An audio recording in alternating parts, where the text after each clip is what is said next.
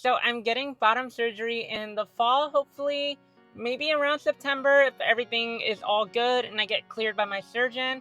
So yeah, I'll be talking about all of that and like my life update and where I've been at, like with my transition, all that stuff. So I'm Elsie. I'm a transgender woman from the Bronx. And yeah, I make content talking about queer topics and, sharing my experience as a trans woman, and I try to put some positivity out there for other trans people so they don't feel so alone. So yeah, if that sounds interesting to y'all, the best way to support me is by subscribing down below, giving the video a like and commenting. Let me know if any of y'all are also getting surgery anytime soon or are planning on it. I'd love to hear from y'all and your experience. I really want to know like the process of like how you guys are like navigating that, if you've already gone through it or like if you're gonna go through it. And I'm gonna leave a donation link in the description as well, just because I am looking for any kind of help, any kind of support. It's hard being a girl, a trans girl out here. I'm trying to prepare and put some money aside. I'm gonna need like 2 to 3 months of like rent and expenses, so it's gonna be really expensive. But yeah, I'm still feeling optimistic. But anyway, so yeah, bottom surgery is really exciting. So about like 3 months ago, I had the consultation with Dr. Jess Ting from Mt.Sinai Center for Transgender Health. It's a really good, like, I don't know. I just love that there's like a center for transgender health. So I am in New York City again. I live in the Bronx, but it's located in Manhattan, in the city. And like the really cool thing about New York City is that our gender affirming surgeries like bottom surgery, FFS, facial feminization surgery and breast augmentation is considered life-saving treatment. So insurances are obligated to cover that, so they cannot deny those claims. They even cover like laser hair removal for the prep that has to happen down there, which I'll get to that too. But I'm very grateful, very lucky to be living in New York City, and hopefully none of that changes. It's a little bit scary with the administration, you know what I mean? But yeah, hopefully all goes well.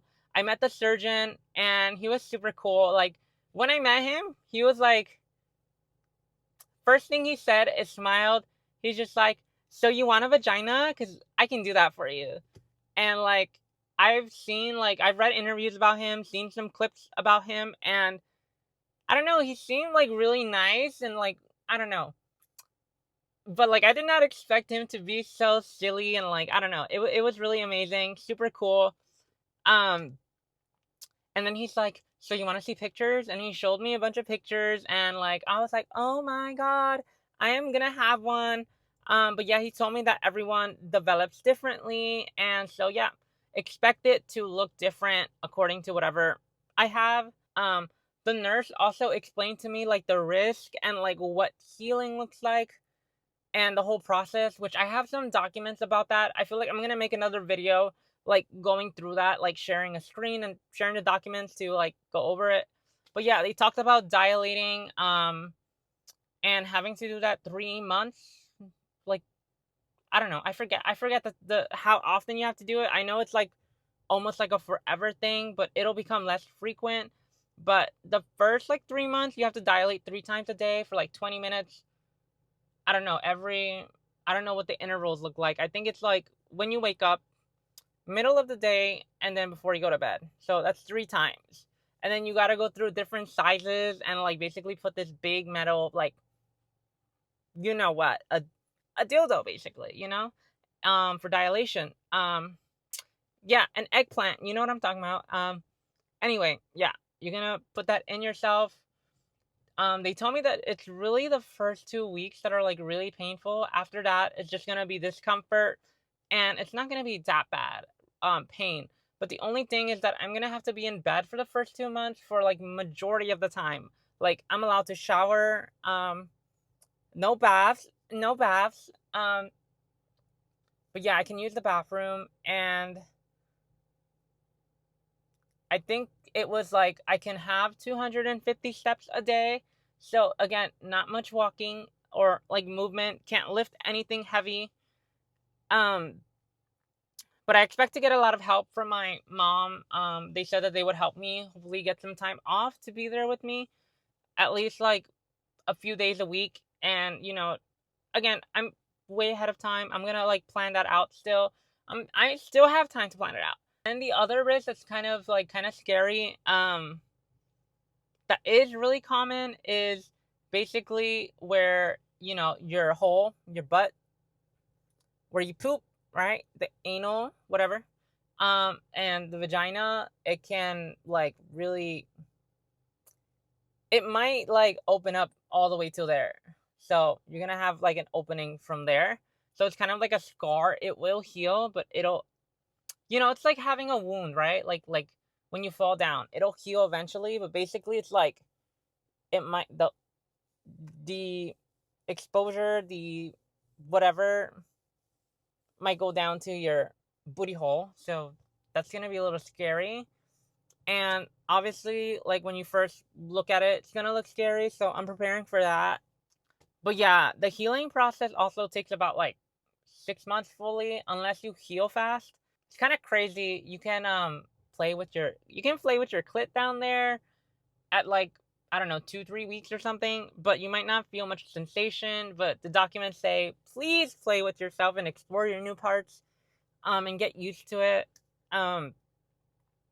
So yeah, I'm just like really excited, and I'm excited for doing the act. I do like sex. I do like sex.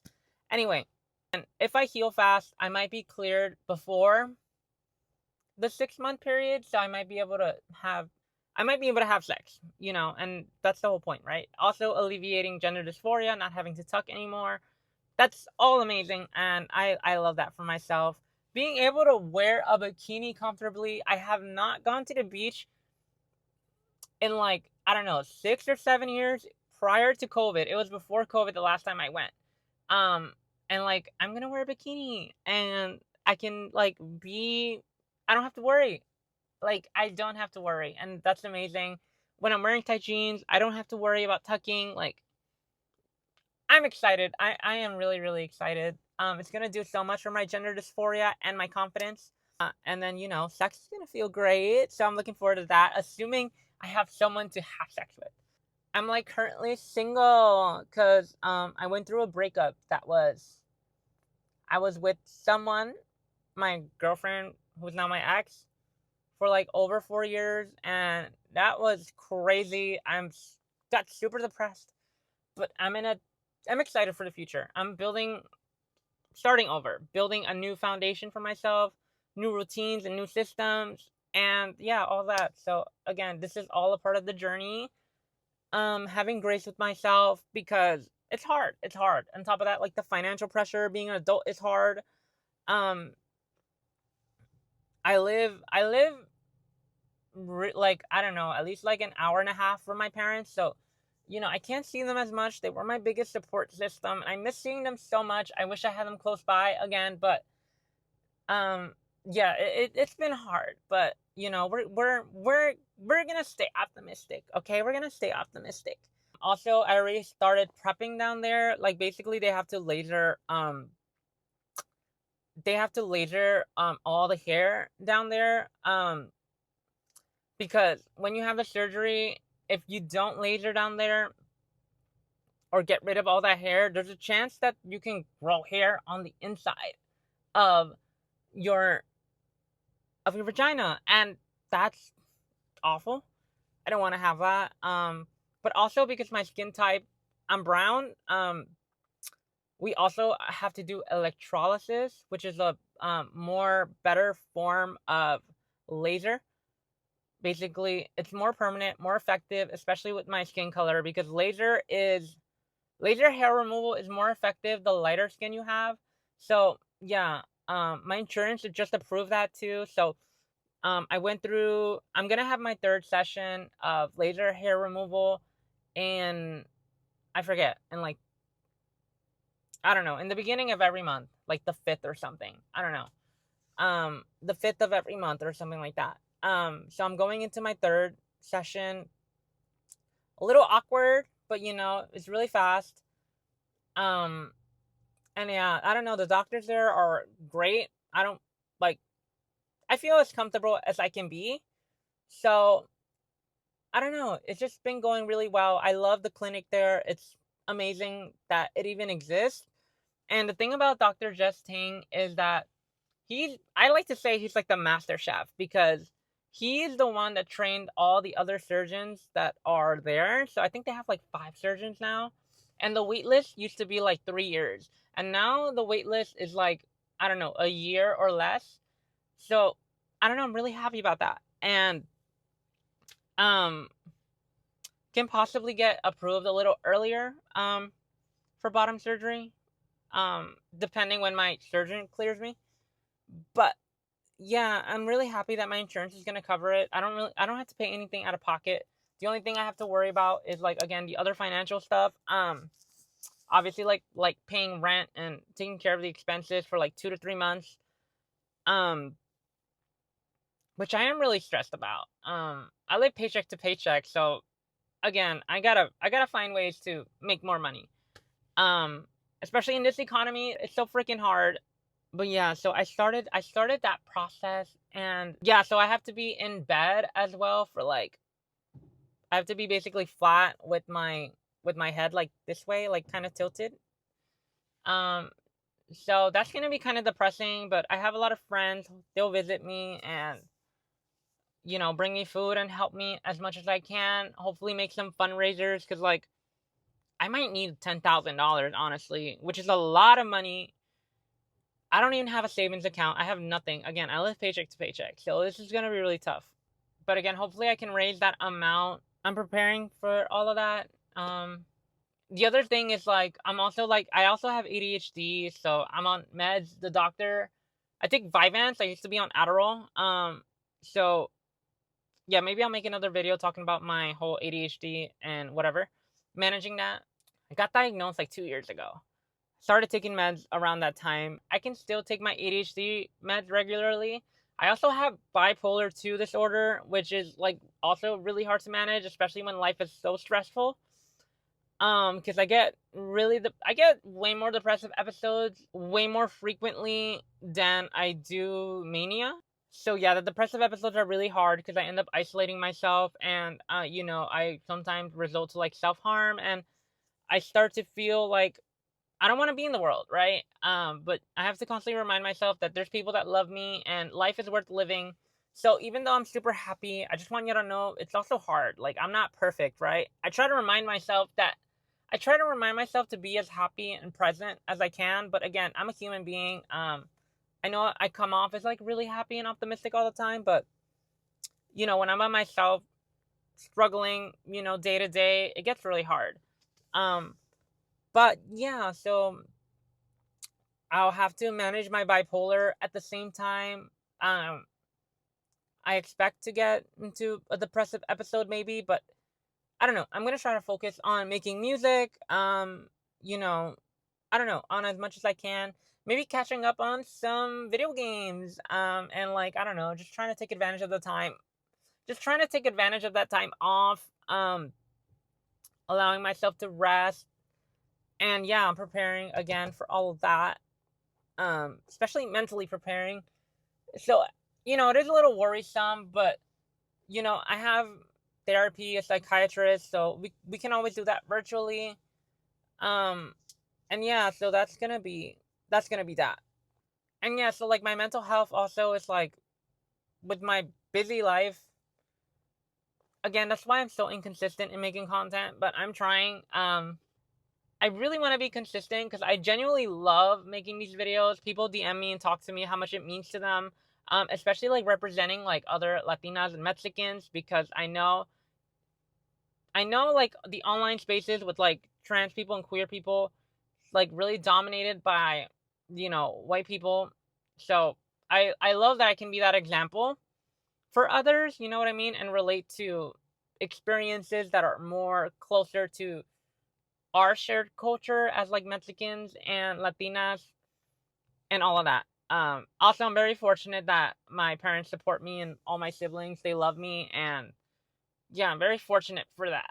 I'm very fortunate for that. So I'm lucky. I'm really grateful too. And I have amazing friends and an amazing community around me that's gonna help support me. But yeah, even though I went through this whole like breakup that really destroyed me, because I thought this was gonna be my partner. I thought we were gonna be together forever, and it's like so heartbreaking to know that those plans, the plans that we had together are not gonna happen anymore. The future and the life that we were building together. I don't want to cry, but yeah, it's just been super hard. I feel like sometimes life doesn't give me a break, but all we can do is keep pushing forward. And I got a haircut like last month, so I'm feeling good. I'm feeling refreshed. Music has been going great, and just a lot of really exciting things I think this year, especially with bottom surgery, and hopefully I can get breast augmentation too.